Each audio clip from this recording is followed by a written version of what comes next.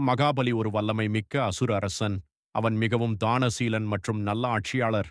ஆனால் அவனுக்கு மெதுவாக அகம்பாவம் அதிகரிக்கிறது. அவன் 3 உலகங்களையும் கைப்பற்றுகிறான். மகாபலியின் ஆட்சியால் தேவர்கள் துன்பப்படுகின்றனர். அவர்கள் விஷ்ணுவை வேண்டி உதவி கேட்கிறார்கள். விஷ்ணு அதிதி மற்றும் கஸ்யப முனிவருக்கு மகனாக வாமனன் என்ற குள்ளமான பிராமண சிறுவனாக அவதாரம் எடுக்கிறார். மகாபலி ஒரு பெரிய யாகம் செய்கிறான். யாரும் கேட்டால் வேண்டியது அனைத்தையும் தருவேன் என்று உறுதி செய்கிறான்.